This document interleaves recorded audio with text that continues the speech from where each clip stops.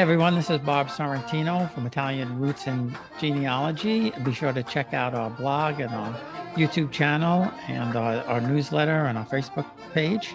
And also our great sponsors, your Dolce Vita, Italy Rooting, Phil Italy, and Abitativa Casa. And today I'm thrilled to have one of my brothers from the Italian club here in Ocean, Nicola DiGuglielmo. And so welcome, Nick. Thanks for being here. It's a pleasure. Did I get the name Nicola close? DiGuglielmo. Di Guglielmo, yeah. Yeah, my Italian. That's okay. That's all right. You're I'm, the I'm, American. I'm off the boat Italian. I'm sure you've heard worse. Oh, for sure. For sure. Uh, so no, it's great to have you here. And Pleasure. so tell us a little bit about, I know you were born in Italy, but before we get to that, tell me a little bit about, when and why you started doing your family research. Well, I was born in a small little town, Andretta, Italy, and it, it it's most interesting. In the Campania region, there were limited possibilities for employment. So my father uh, actually left the hometown to be able to get a job in the United States, and he had a brother-in-law that had a sand and gravel pit. So under two conditions, he had sponsor of employment as well as being a POW of the World War II. He came to the United States when I was months old. So I actually did not meet my father until I was about 5.5+ years old, and that's how we started the American dream. But I grew up in Long Branch, New Jersey, and worked my way all the way through to college, to undergrad, graduate school, and eventually to medical school. And I practiced medicine in Ocean Township for almost 4 decades until I retired about a year and a half ago. So that's the general synopsis of me. And I'm proud to be of Italian heritage. And I know some people will not say that they're Italian American, but I'm Italian by birth and American by most of my life. Well, that's funny you say that because, growing up when somebody, in the 50s and 60s, when somebody here would ask you, what are you? You would always say, we would just say Italian. And then that kind of morphed into Italian American. And then when you go to Italy, you come back and you realize you're just American. That's correct. That's correct. So uh, it's a pleasure. I mean, and thank goodness our ethnicity has been able to ascribe up and climb up as opposed to being in a lower capacity. So I'm certainly proud of it. And the thing is, as our heritage grows, it's important to know that it's not just the stereotypical Italian from New Jersey. So we've accomplished a lot of things in our society, everything from professionals to non-professionals. Well, And I think that voice needs to be heard. yeah, and that's one of the reasons why I do this because, after the Godfather movies and things like that, we kind of got stereotyped. I mean, I didn't grow up with that stereotype per se. Not at all. Um, but we kind of got into that slot, and that's why I do some of this because I want to get the younger generations to understand exactly what you just said. That we have strong roots, that the people who came here, whether they came when my grandparents came in, 1915, or whether they came when your dad came much later, uh, they worked very, very hard to get where they were. And we're not just, people who uh, talk with a heavy accent, with made up words, or mafia, if you know what I mean. Correct.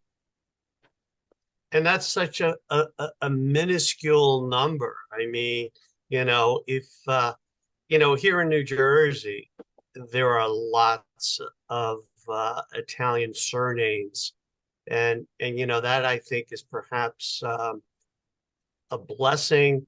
And in the same token, it can wind up showing the diversity of our heritage. It's not just in that very small, unannounced mobster type thing. It's not, and it's not just in the trades. It's not just in waste management. It's not just on the docks. We've contributed a lot, and I'm proud to be a part of that. So, if anything, I was fortunate enough to be an Italian American physician in Monmouth County, and we in fact had a small little unofficial club, and it was of the Italian Americans from a small region of Avellino, Avellino is a province in the region of Campania, and it was kind of a neat thing. You normally don't hear about that, and then that evolved. So many years ago, we even set up a group of physicians of Italian origin in Monmouth and Ocean counties, which was something that's unheard of, and it's called the Fratelli Medici. And I'm proud to say that we're about 50 strong.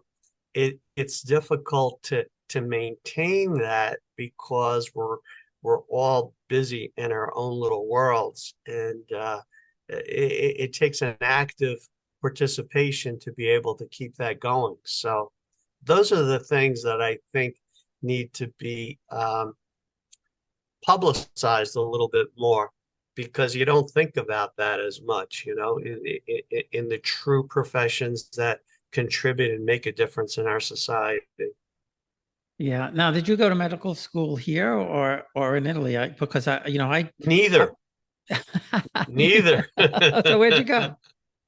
I I went to school undergrad at Rutgers College in New Brunswick, and I started the first year that Rutgers College went co-ed, which was a lot of fun, and then I had a little opportunity.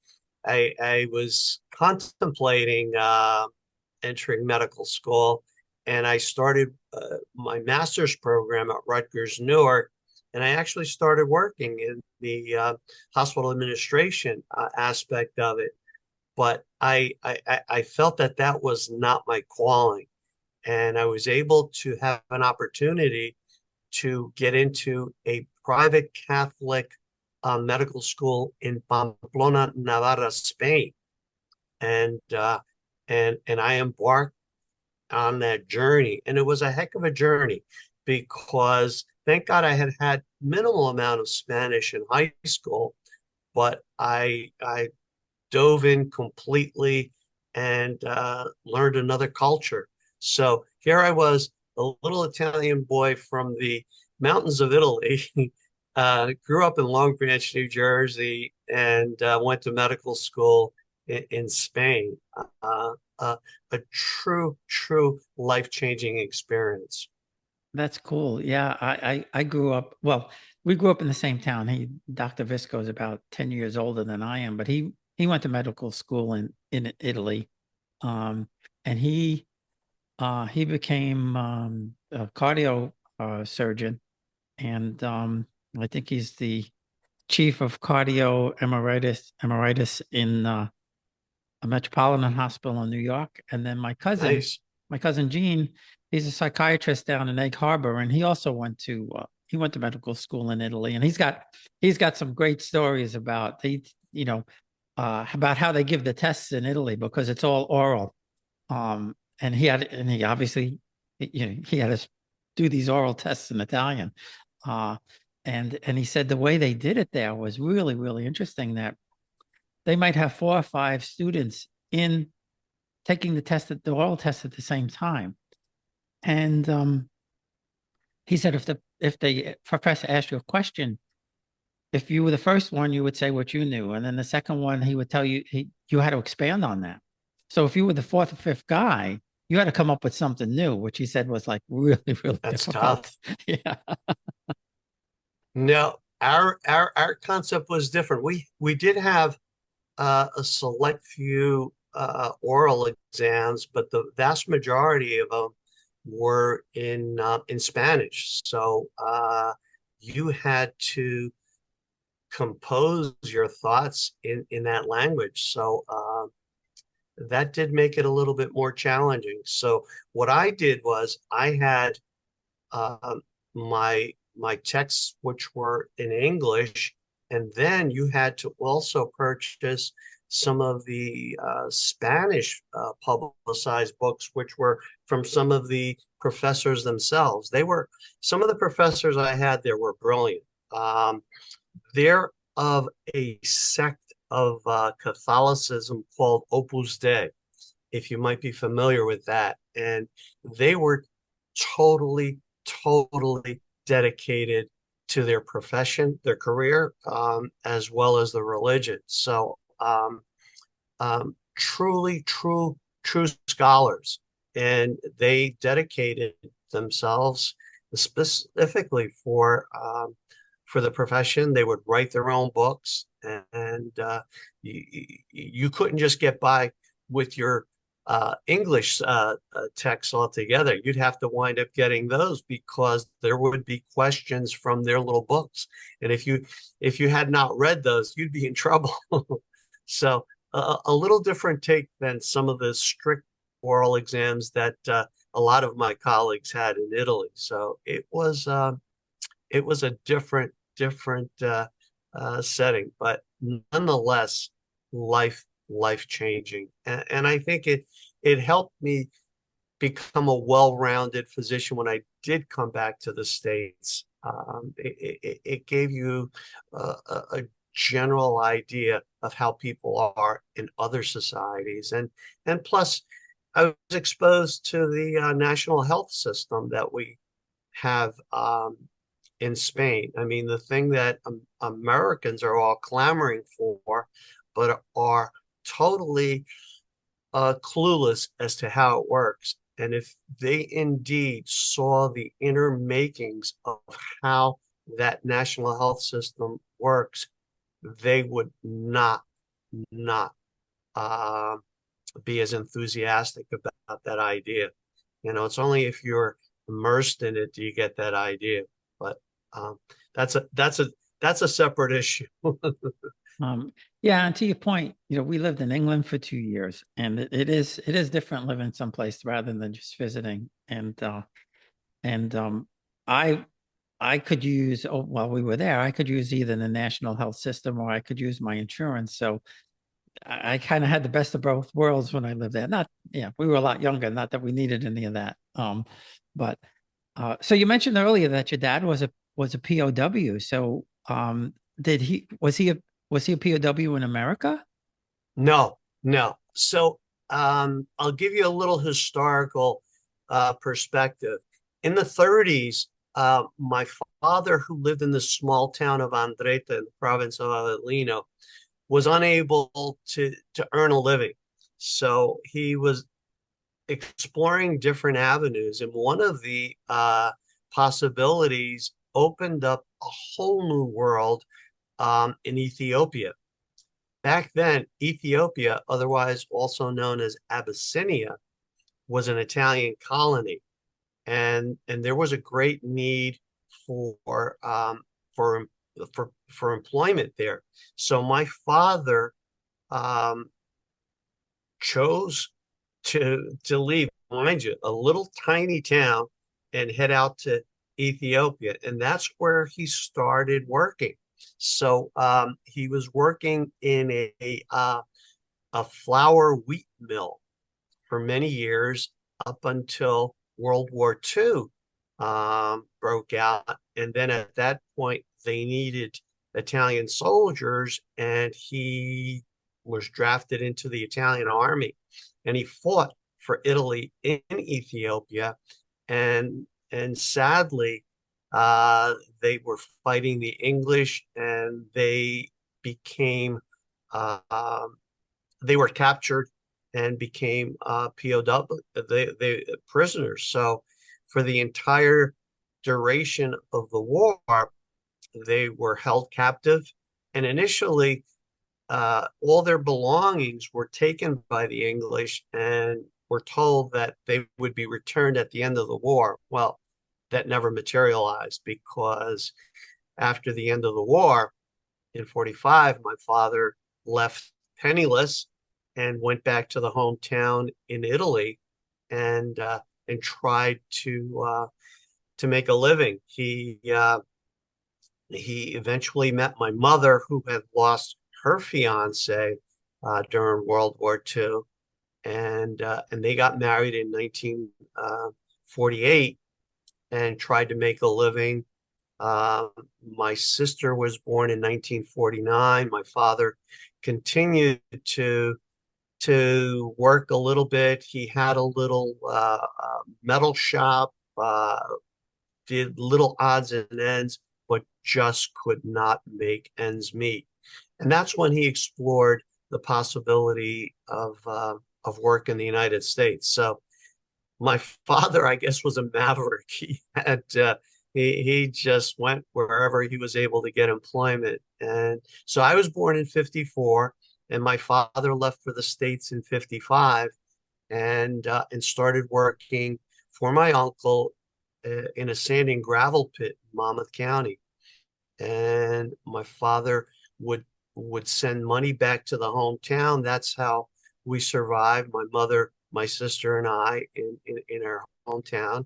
And finally, my father was able to save enough money to purchase a home and pay for our trip from Naples to New York Harbor in 1960. And that's when I finally met my father for the first time. I mean, I was months old when he left, so it was certainly an experience. So um, we made that journey from Naples, Italy to New York Harbor, and during the month of March, it was cold as heck.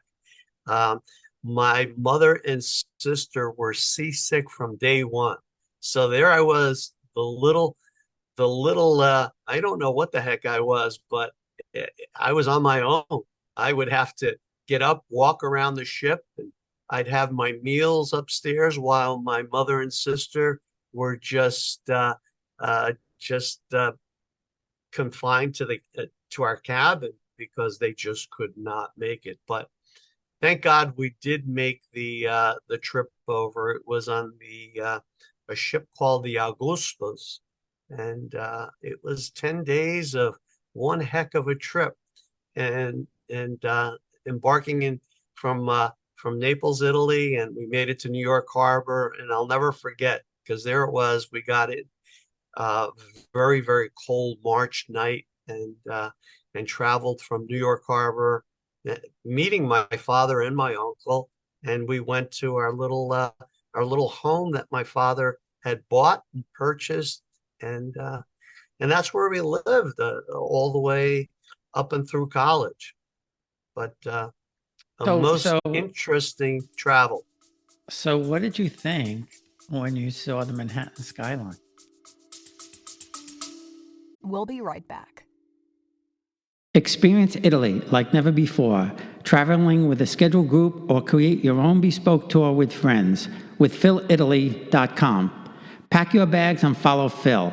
That's www.philitaly.co.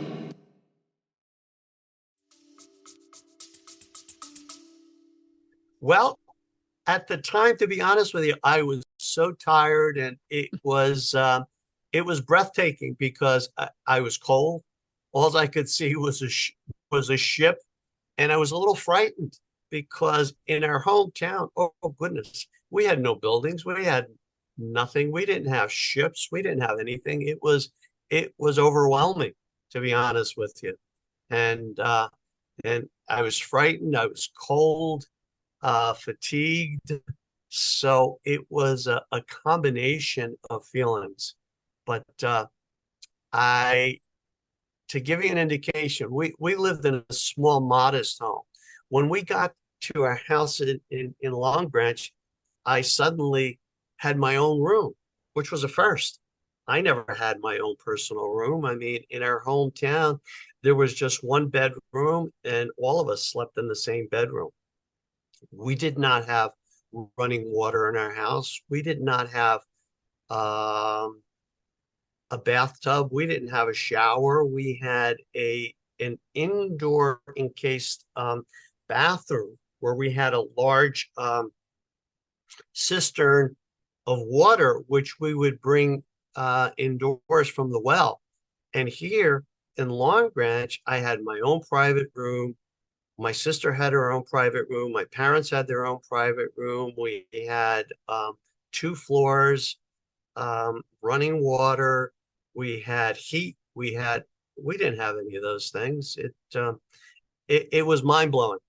From modest beginnings to suddenly a whole vast array of, of amenities that I was not accustomed to. So it was overwhelming. I think that's the best word that fits that. And as a little person, oh my gosh, it was it was one heck of a trip.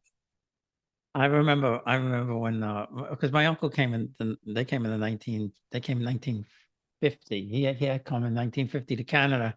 Then the family came in 1954. And I remember, uh, my uncle wanted to go back just to visit. And my aunt said, no, well, I'm not going back there. They don't, same thing. They had this little house with same 1 bedroom. And my cousins told me that, my aunt and uncle and the baby, what if the newest baby would be in the bedroom and everybody else was in the other room, which was the Sure. living room, bedroom, kitchen, and everything else.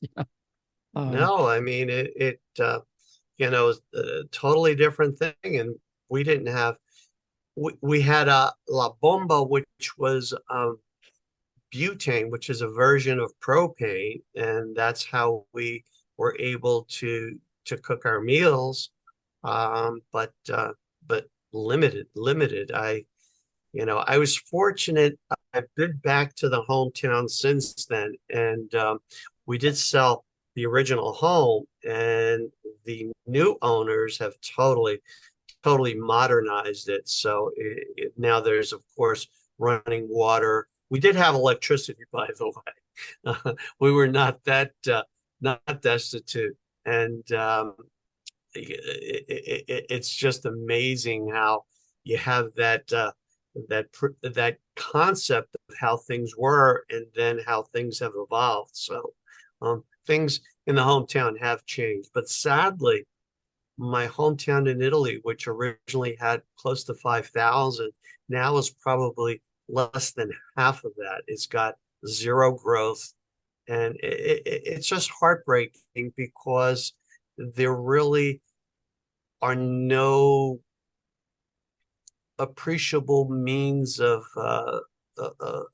making a living, for lack I, of better words. I know it's so sad. When we went back to one of the places in Calabria, it was the same thing. There was just this whole street of homes, that they still had furniture and stuff in it, but nobody was living there. And they Yes. said, they've either moved north, or they've gone to Germany to work, or other places to work, and they still own them, but there's just nothing there.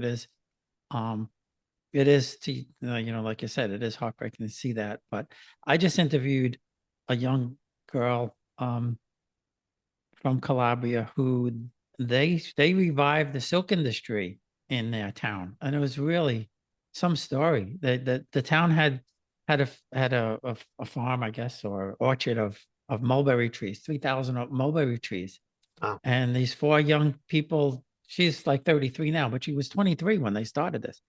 And they employ like 10 women around Calabria to do things, but uh it's quite a story and when we were in Capicote, there was a two brothers who were reviving the lentil farming and bean farming.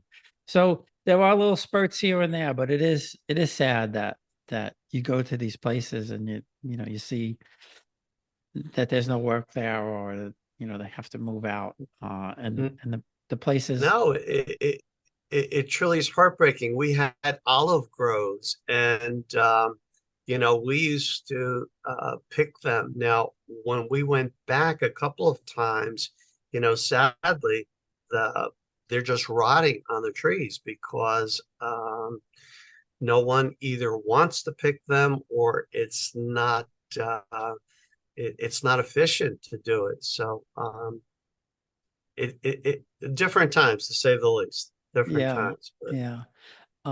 So now when you started doing your ancestry, when did you start? And what got you the bug well, to do I it? I remarried about 6 years ago, and my wife has she just has a natural knack for this, and she actually encouraged and would start asking questions. So um, she wound up going on a website and started pulling out information, and then through different family members, I was able to access a little bit of information from some of our family members. And one of the ways, believe it or not, that we got a lot more information is we went back to Italy about 5+ years ago, and we started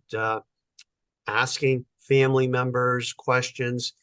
And don't think it's morbid, but we went to the local cemetery. And Everybody does that. No, stop. We all do that. yeah, I mean, if you mention it to someone, it sounds just a little dreary, but it's not, because, uh, and we took pictures because there will be um, a, a vast amount of information on those. And in the hometown, there's only one cemetery, and things seem to have been centralized. I mean, in that cemetery, and that's where we were able to gather a tremendous amount. And God bless my wife, she was able to sort things out and be able to assemble them in a cohesive manner. So and we've gone back as far as at least 150, couple hundred years. I'm fortunate enough. I have a first cousin who is 97 years old, God bless him, and he's still sharp as a tack. And he's almost like the family historian and still continues to do work. And he's been able to provide additional amounts of information along that order. He lives in Avellino proper, even though it's called the province of Avellino. There's the city of Avellino, and he tends to go to the hometown as well. So fortunately, he's been able to maintain a lot of that. He sent us books. We're fortunate enough that we have a family relative who's made a phenomenal name for himself. He was a hematologist at the University of Naples, and his work and research was on something called erythroleukemia. I don't want to overwhelm you with medical facts, but it's something that's world renowned, and yet in our hometown there are little um, well, there's I wouldn't say there's not a statue, but there's one in a local hospital nearby in his honor, and there are placards in his honor. So my cousin has been able to bring a lot of that to surface, and he's sent over books um, that that are in his honor. So that's kind of our little claim to fame. Not that it's anything, but anyhow, and that Professor DiGuglielmo, actually, to give you an indication, they started out in Andretta, and his parents had immigrated to Argentina. And you may be very well familiar how there's a most considerable, sometimes over 50% of the Argentinians are of Italian heritage, but they couldn't make it there in Argentina and came back to Italy, and he became a physician professor at the University of Naples. So the whole point of this being that we started off in a small little town and made our impact worldwide. So, and I think if there's anything that bespeaks our Italian ancestry is that we have made great strides and great impact in our society, and I think we'll continue to do so. And if we can get that across to our children, grandchildren, I think that would serve a great purpose for all of us. So I didn't mean to go on a philosophical uh, tangent, but that's huge. That's huge. No, that's fine. And everything goes on this podcast. We don't care. But I would love to talk to him, and I'll tell you why. Because we were in Avellino 2 years ago because I'm a direct descendant of Prince Marino Caracciolo. And they were just fantastic to us there. I mean, they brought us into the palazzo, and they had people dressed from the 1500s, and they were playing trumpets, and I'm standing there like this doofus New York guy who doesn't have a clue. And they took us. I mean, they took us through the whole city, and they were just fantastic. It was just such a great visit. We went to, I guess, the palazzo that was built by my seventh great grandparents is where they took us, and it's now the town hall or whatever. Oh, that's inspiring. And then they took us to where the original palazzo was down the hill, and they told us that my great grandmother, who was her first name escapes me now, but she was a Pignatelli, wanted to be up on the hill. And also it was a little bit closer to Naples, not much, but a little bit. But they showed us where the original palazzo was, and then also where they had their, I guess it was like a hunting lodge type of place or something like that. And they dressed me as Prince Marino. Nice. I still have, they gave me the robes and everything. So, oh my goodness, that's phenomenal. So I would love to talk to your cousin, man, if we could ever do that. It would have to be all in Italian. Well, you could translate. You'll have to translate because I won't know what's going on. But all right, but that's they a deal.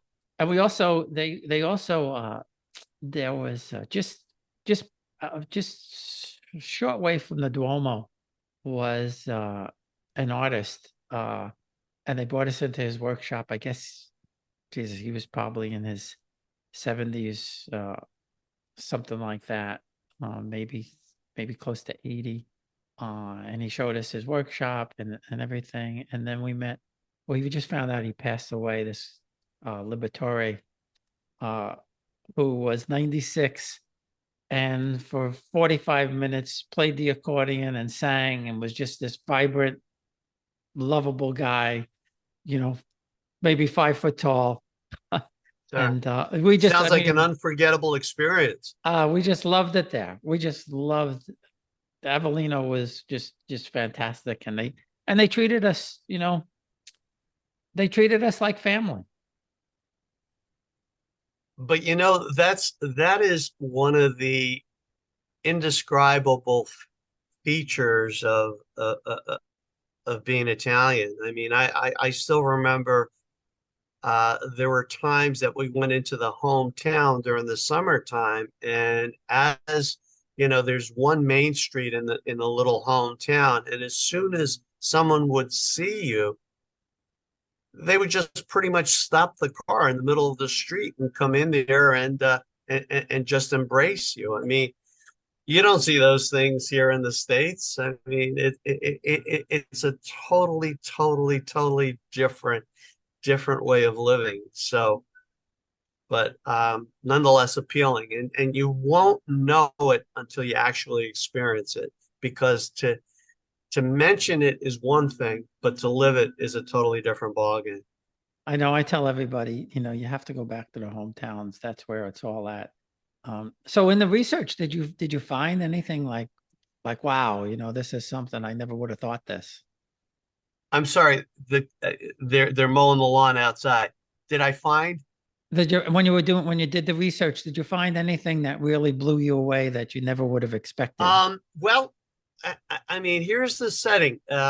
My father came from a family of 10, and to learn about each individual what was a little tough. I mean, because my father was actually a twin, and it's kind of interesting how his twin died months old, and as my father says, the twin that died was the good looking one, and he wasn't the good looking one, so they all picked up the good looking one, and that's why that one died. So I mean, we can laugh about that, but sure enough, we were able to access that, some of that information. Well, we kept it in there. We can smile about it, but I'm trying to think of any standouts.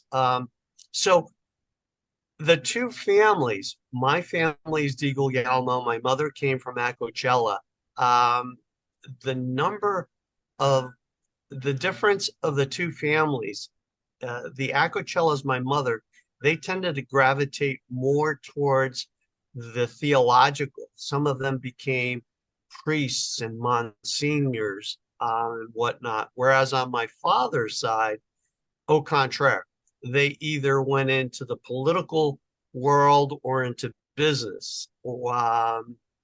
There's one that I was a veterinarian. So it's so interesting how the two um, my parents were from pretty much a diabolically opposite spectrums, and here I am. I I'm one of the products, and I guess I don't know. I got the medical prowess in me, but now my daughter, on the other hand, is into politics. She works in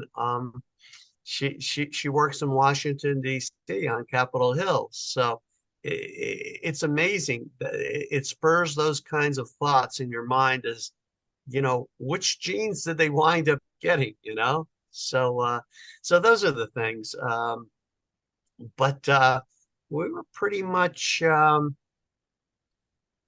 small, local, and other than my father, not too many people went too far. They tended to stay locally, which is something that has totally evolved in our lifetimes. Now, I don't think generations remain in their birth site anymore. Correct? It's Yeah. No, Yeah, I a mean, lot of them leave. Yeah. and that bespeaks why the hometown is crumbling. Who knows if things will ever re re be resurrected? I don't know. I don't know. But the church certainly played a big role in my family from my mother's side. We lived the little house that we had was within walking distance to the church. I mean, and that was the major beacon there. Uh, you know, who knows how things will continue, but I don't even understand how in a small town of about a couple thousand they can continue to have multiple churches in that hometown. So And they're beautiful and they keep them up. I mean, that was the other thing that amazed us. I mean, the churches are just impeccable. Like you yes, said, when we were in Capricote, I think there's maybe 1,000 people in that town. They only have the one church, I think, that I know of. But it was beautiful. I mean, with flowers everywhere. I mean, just you wouldn't. I guess being American, we don't we can't relate to it, but they still have this fervor, to keep the churches going and to make them look beautiful. And uh, I had to speak at one church, and of course nobody knew what I was saying. They had to translate. Uh, Oh, you did it but in it, English? yeah, but it was after mass, and nobody laughed. Yeah. It's really So something. I think a couple of things that I think the respect still for authority and especially, the tradition of the Catholic Church is huge. And then secondly, it makes you think these people are barely making a living, don't have a whole lot of money, but yet will continue to contribute significantly.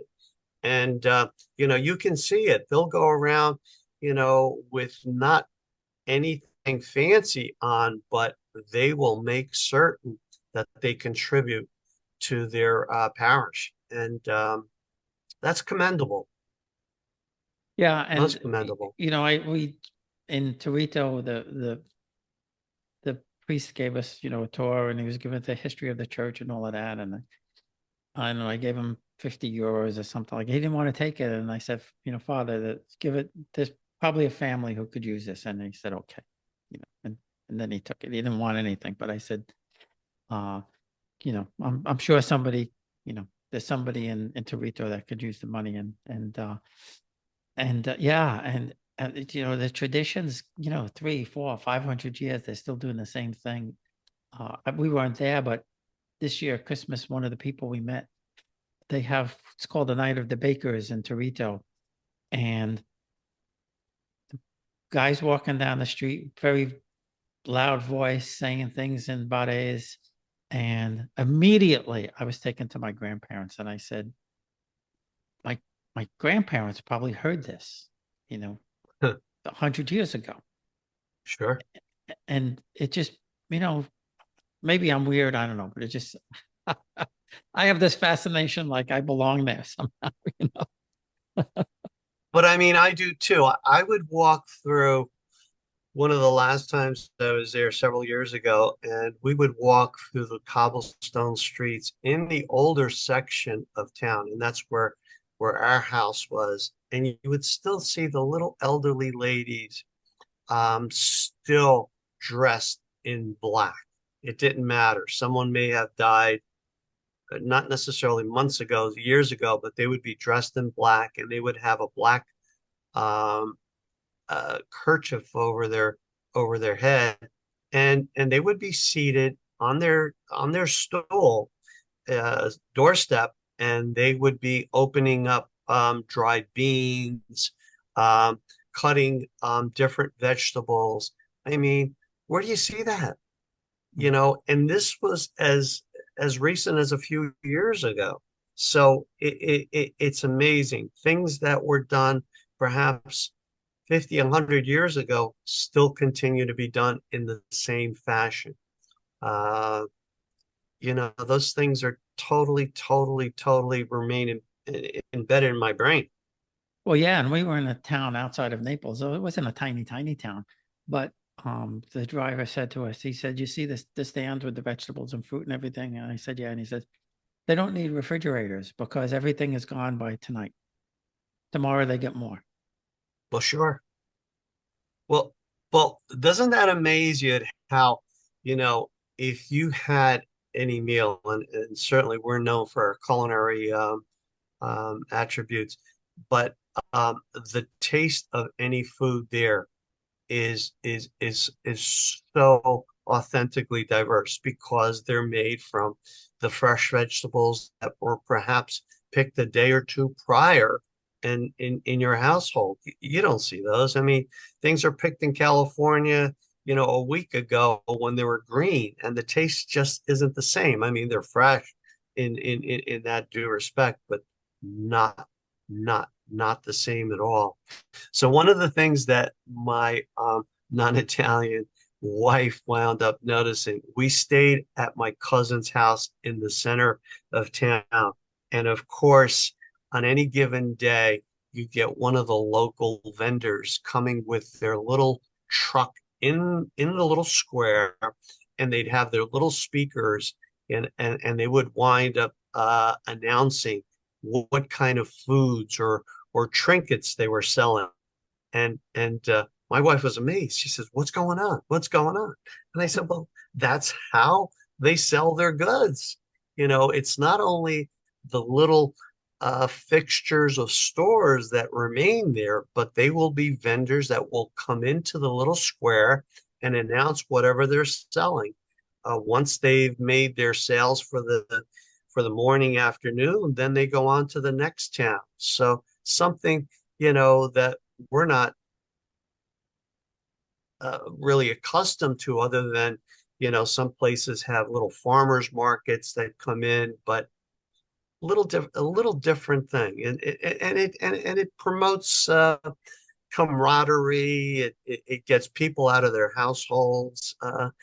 Just a different concept.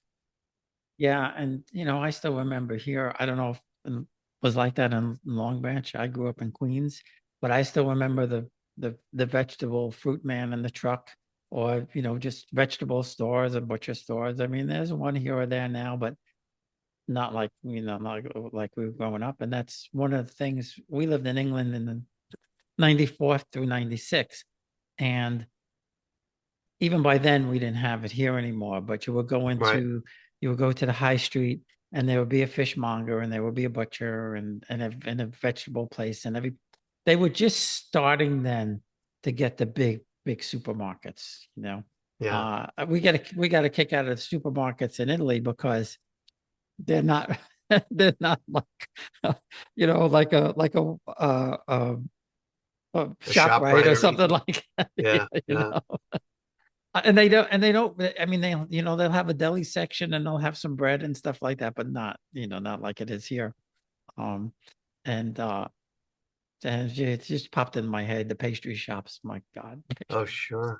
Well, I remember I had an uncle that lived in Naples, and when we would visit their home, and certainly they lived in a building, and my uncle, excuse me, had a little tobacco store, the Tabacchini, and he loved um, spaghetti with a clam sauce. So of course, my aunt would go out of her way, and we would accompany her, and she would wind up buying from one of the fishmongers on the street, not in a store, and you would hear her say, not hear her, but the mongers, ubesh, ubesh, which is Neapolitan slang for get your fish.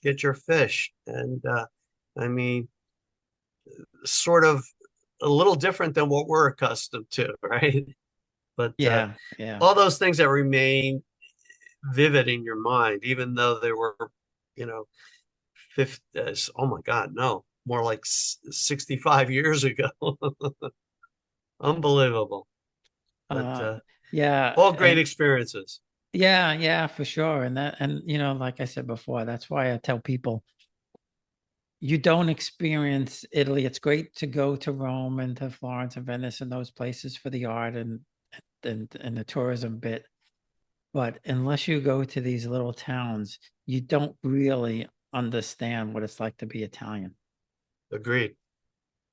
Yeah, Absolutely because a big agreed. city is a big city. It's Well, the city's like anything else. I mean, as my relatives would always tell us, if you go to Rome during the month of August, you're not going to see Italians per se, because they all go to the country. You will see foreigners from all over the world in Rome, and that bespeaks other cities as well, not just Rome. But yeah, I did have cousins that lived there, and they would be in the mountains, or at a seashore resort during the summertime, especially during the month of August, because virtually all Italians take off, if not all of August, parts of August, right? well, yeah. Different ball game. The first time we went to Rome was when we lived in England, and we went in August, and there was nobody there. It was Yep. great. This last time was like nuts. But then we went from Rome to Sorrento, and everybody was in Sorrento. So, Correct, because it's a sea resort, or the Amalfi Coast, or Positano, or Capri, any of those places. You're absolutely right. But you would see a lot of the Italians from the cities and the hometowns, and our little hometown, and that's when our hometown blossomed during the summertime. But then come after the September feasts, they'd be gone. And uh, with August 15th, that's when they have the major um, Fede de Agosto, the feasts in the different towns. Uh, Certainly something worth experiencing. Did you ever have that opportunity to experience the August 15th feasts? we experienced in Sorrento, they had uh, uh, La Tavola de San Stefano, St. Stephen's Okay. table, which Uh-huh. we saw them setting up, and we went into one of the little shops there and we asked about it. And they said, I said, is there a festival or something? And they said, yes, but it's just food. You might not be interested. And I said, no, we don't, we don't care. Well, one thing we found out was that there was just this mad rush for all the food as soon as they opened up the stands. We were trying to Huh, act like civil, like of not course. want to insult anybody. The Italians are just making this Just a mad rush. mad dash. But you know what really bummed me out about that trip now was that I didn't know that my father's first cousins were alive. And they would have been, I mean, we met some of them just, but they were in their 90s. But I didn't know they were in Torre del Greco. I would have went there uh and he has cousins in Taranto, in Puglia, and like you mentioned, one of the younger ones owns a tobacco store. I didn't know this back then, and it just every time I think about it, I just get so bummed out about it because nobody ever said, oh, you're going to Italy. The cousins are there. Wow, We have cousins there. that's a shame. Yeah, and first, my dad's first cousins, no less. Um, and he had mentioned to us once that he had family in Torre del Greco, probably in the 80s or something like that. And we went in the 90s, and I didn't even think to ask, you know. Uh, and when we went there, everybody was just so great and wonderful. It was really special to meet them and know that the family was still there and close family, no less. And I think that's one of the differences in our ethnicity. We do find family to be pretty central, you know. So I understand what you're getting at. I mean, And I, I there was an immediate connection. yep, it will happen. Yeah. Well, you'll have to get another opportunity to go over. Well, we have no, we want to go over again, but I think this time we haven't been to Florence or Venice or Lake Como or any of those places. So if we go Really? next year, well, we're going to go Oh, there. We go next year. can I tell you, Florence has got to be one of my favorite, and just because of the culture. I mean, it's something that you won't experience. Rome is too overwhelming. It's huge and it's over the top. But in Florence, you take your time, and I recommend that you do get guides to help you out because they'll take you around and they'll show you things that otherwise you would have no idea or it would take you forever to discover. Um, and just get little snippets of it, and then also to go out in the suburbs of Florence because there you can appreciate and you can see exactly why Florence became what it did because it's kind of in a almost in a basin, um, but by far Florence is one of my favorite, if not the favorite city of all of Italy.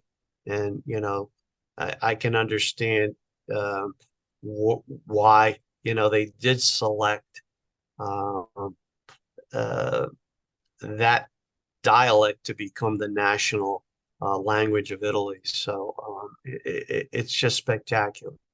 I mean, the resorts are great. Don't get me wrong. I love Positano. I love Capri. I love Ischia. But Florence is just number one. Well, yeah, and that's what we said. I've been to Milan, but for business, but I really didn't get to see that much, other than walk past La Scala and see the Duomo and things like that. But can I tell you, and that's all you really pretty much need in Milan because it's just a huge manufacturing city, you know? Yeah, yeah. Well, my wife will like it. She'll like going into all the shops and stuff like that. Oh, but of I'll course, find a place to park myself in a cafe or something like that. there you go. Let them There walk you around. go. But I also have connections to the D'Este family and Gonzaga and those, so I know there's some places up there. I'm sorry, which families? D'Este and Gonzaga. They're medieval families that I was able to trace back my roots to. So we Oh, wow. try to go to some of those places too while we're up there. Well, Nick, this has been great fun. I really enjoyed it. I've enjoyed it as well, and I will bring my little book on Wednesday. I'll upload some pictures as well, and it's been fun. It's been fun. Yeah, for sure, for sure.